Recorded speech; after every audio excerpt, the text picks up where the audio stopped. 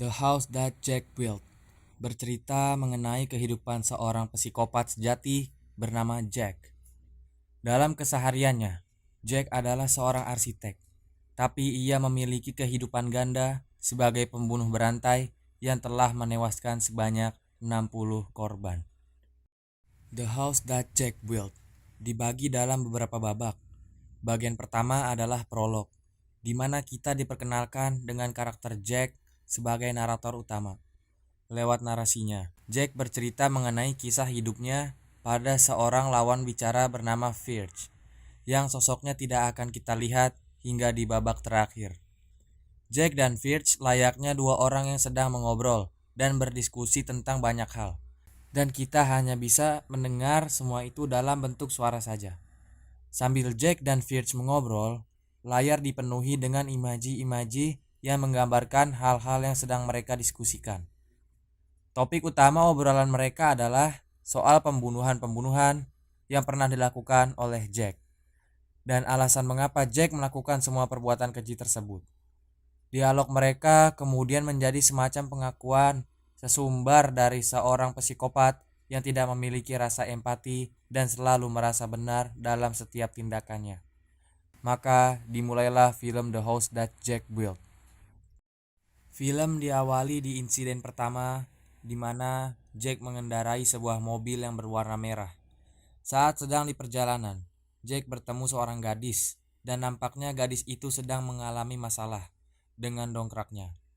Lalu gadis itu berusaha untuk meminjam dongkrak kepada Jack. Namun, Jack tidak memilikinya. Jack pun memberi saran untuk ke bengkel besi yang jaraknya 8 km dari situ. Lalu, si gadis itu memohon untuk mengantarnya ke bengkel besi. Akhirnya, Jack pun mengantarkannya. Di sepanjang perjalanan, gadis itu berbicara tentang pembunuh berantai. Dan sampailah mereka di tukang besi. Singkat cerita, tukang besi itu memperbaiki dongkrak yang rusak. Setelah itu, gadis ini meminta Jack untuk mengantarkannya lagi ke mobilnya. Lalu, Jack pun mau dan mengantarkannya lagi ke mobil si gadis itu. Pada saat sampai, Jack berusaha untuk memperbaiki mobil itu dengan dongkrak. Namun sayang, dongkraknya rusak saat Jack memperbaikinya. Lalu Jack sudah muak dan ingin pergi dari si gadis itu. Namun, gadis ini memohon untuk mengantarkannya lagi ke bengkel besi.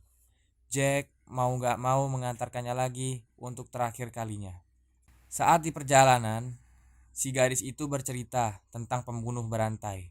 Jack mulai muak. Masalahnya, setiap bersama gadis ini, ia terus berbicara tentang pembunuh berantai.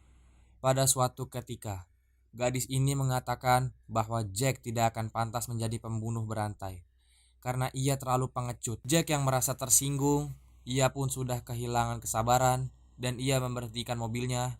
Lalu Jack mengambil dongkrak di sampingnya dan memukuli tepat di kepala sang gadis itu. Dan gadis itu tewas seketika. Lalu Jack membawa mayat itu ke ruangan pendingin. Dan Jack juga memindahkan mobil si gadis itu ke hutan untuk menutupi jejaknya. Setelah itu, insiden kedua pun tiba. Saat itu, Jack sedang memperhatikan emak-emak yang sedang jalan sendirian. Emak-emak itu menuju ke salah satu rumah di mana mungkin itu rumahnya. Jack pun mengikutinya dan Jack menghampiri rumahnya. Jack yang berpura-pura sebagai polisi, ia ingin mengecek salah satu barang yang si emak-emak ini beli. Dengan alasan ia tidak mau ada hal yang tidak diinginkan terjadi. Si emak-emak ini pun bingung dengan kelakuan Jack ini. Dan wanita itu meminta untuk memperlihatkan lencana yang biasanya dipakai polisi. Namun Jack beralasan ia tidak membawanya. Dan wanita ini semakin curiga kepada Jack. Jack pun mengakui bahwa ia bukan seorang polisi. Lalu Jack dengan lancangnya ia mengakui dirinya adalah agen asuransi. Jack menawarkan kenaikan uang pensiun kepada wanita itu. Singkat kata, wanita itu mau dan Jack berhasil memasuki rumahnya. Saat di dalam rumah, Jack bertingkah aneh. Wanita ini yang tadinya setuju malah jadi curiga dengan perkataan Jack saat di dalam rumah. Saat wanita ini berjalan ke salah satu ruangan, Jack menariknya dan mencekiknya hingga sekarat. Saat sekarat, Jack memberikan minuman. Saya tidak tahu itu minuman apa. Lalu Jack mencekiknya lagi sampai meninggal. Seketika wanita itu pun meninggal. Lalu Jack menempatkan wanita itu ke sofa dan mengambil kamera. Pada saat itu Jack memfotonya. Setelah itu Jack menyelimuti mayat si wanita malang itu dan membawanya keluar rumah. Dan Jack membersihkan rumahnya untuk menutupi jejak. Akhirnya Jack pun kembali ke mobilnya. Saat itu penyakit OCD Jack pun kambuh. OCD adalah penyakit gangguan mental yang menyebabkan penderitanya merasa harus melakukan suatu tindakan secara berulang-ulang. Bila tidak dilakukan, penderita OCD akan diliputi kecemasan atau ketakutan.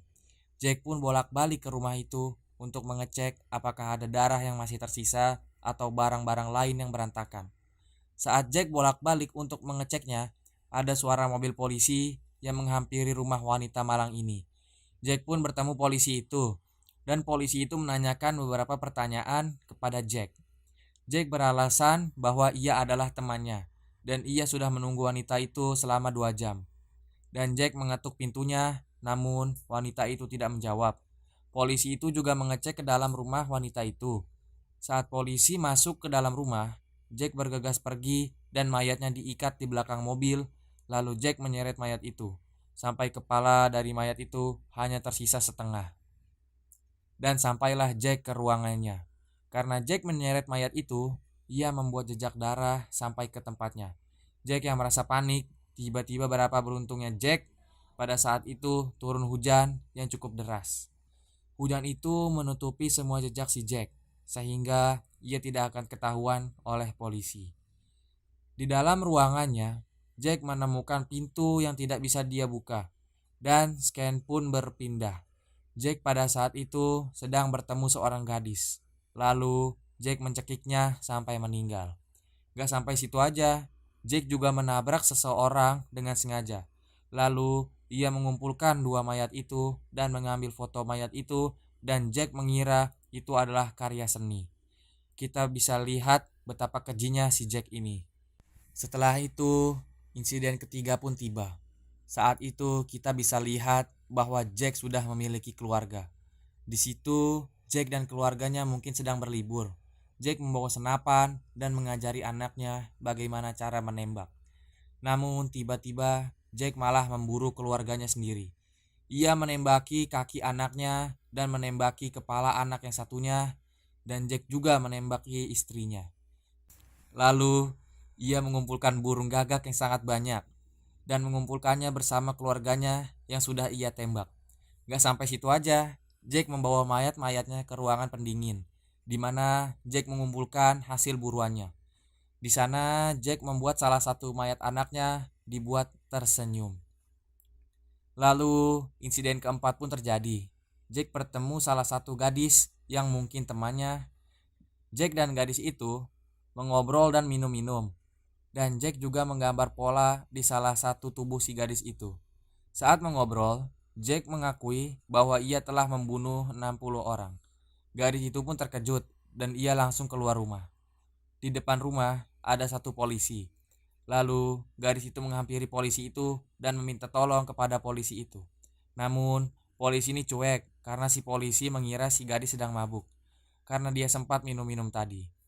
Lalu Jack membawa si gadis ke dalam rumahnya dan mengikat gadis itu dengan kabel.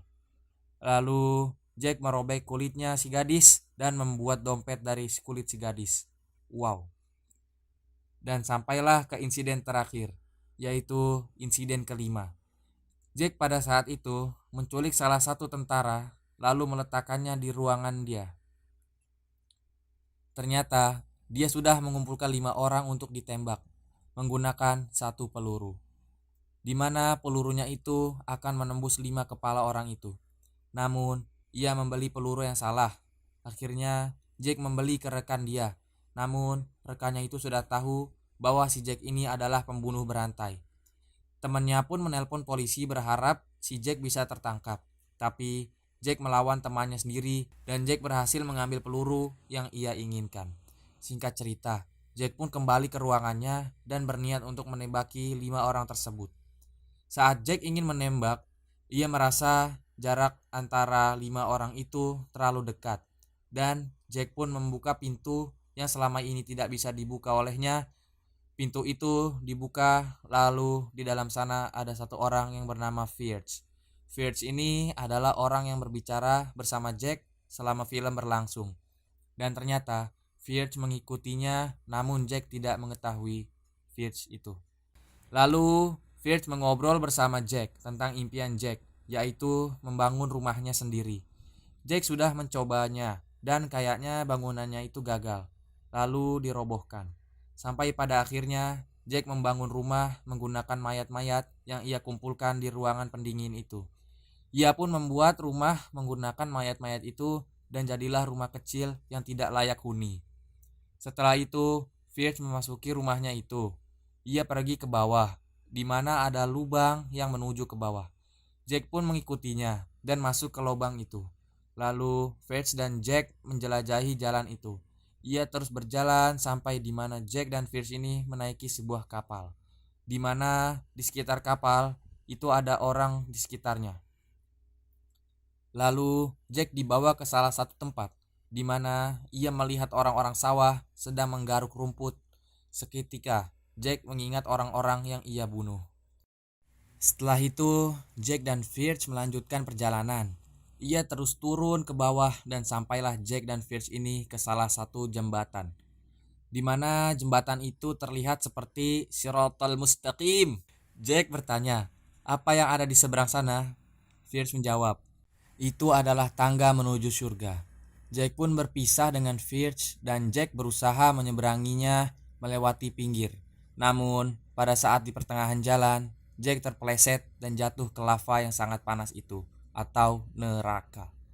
Oke, di sini pasti kalian bingung kan sama endingnya.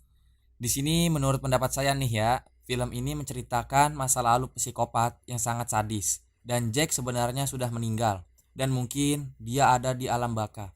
Karena saat Jack mau turun ke bawah lubang, polisi sempat menembak ke arah Jack. Dan kita bisa lihat Jack kayak terjatuh gitu. Habis itu Jack meninggal. Lalu si Firth ini adalah karakter di mana dia akan menunjukkan neraka karena ulah si Jack itu. Lalu setelah itu Jack dibawa ke neraka, di mana kita bisa lihat ada jembatan yang di bawahnya ada lava yang sangat panas. Dan di seberangnya ada tangga menuju surga. Namun Jack terjatuh ke api itu dan film pun selesai. Itulah pendapatku, kalian bisa berpendapat sendiri. Tulis pendapat kalian di kolom komentar di bawah. Terima kasih yang sudah menonton sampai akhir dan sampai jumpa di video selanjutnya.